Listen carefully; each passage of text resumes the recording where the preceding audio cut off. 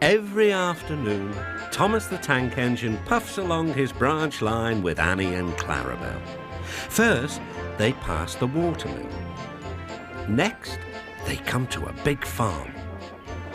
Then, they can see a bridge with a village nestled either side of it. This is a special place. Whenever children hear Thomas coming along, they stand on the bridge waving until he is out of sight. One day, Thomas was running late.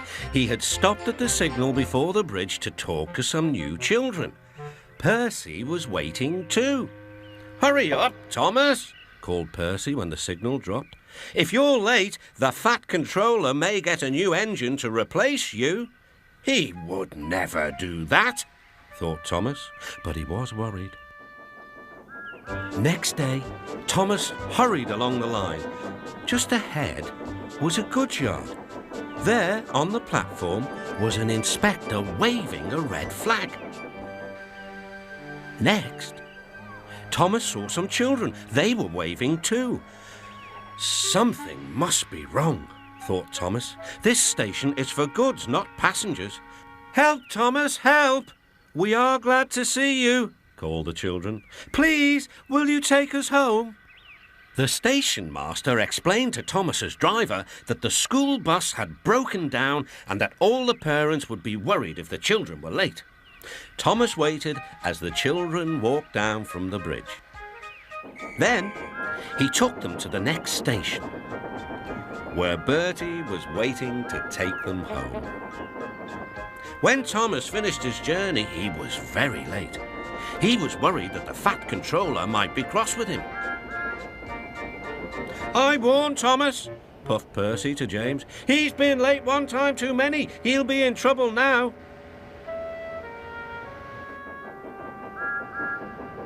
But next morning, the Fat Controller was nowhere to be seen.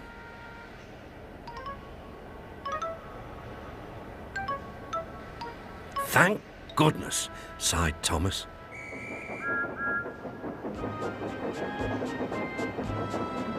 Thomas knows every part of his branch line, but just ahead was a stretch where the hot sun had bent the rails on the track. "Careful, Thomas," called his driver, but it was too late. "That's done it," said his driver. "We shan't get any further today." "But what about my passengers?" "Don't worry. They'll be looked after," replied his driver. While workmen repaired the line, Thomas had to shunt trucks in the yard. Bertie came to see him. "I understand you need my help again." "Yes, Bertie," replied Thomas sadly. "I can't run without my rails." Bertie set off to collect Thomas's passengers. "Hello, Bertie," they said. "We are glad you are here." Bertie drove along the road by the railway. He stopped at each station along the line. Sometimes he stopped between stations to let people off closer to their homes. Thomas felt miserable. "I've lost my passengers. They like Bertie better than me." The Fat Controller arrived. "Your branch line is repaired. I'm going to change your timetable so that you and Bertie can work together more." When Thomas reached the station, there were all his passengers. "Bertie is a very good bus, but we missed our train rides with you," they said. Later, Thomas spoke to Bertie. "Thank you for looking after my passengers."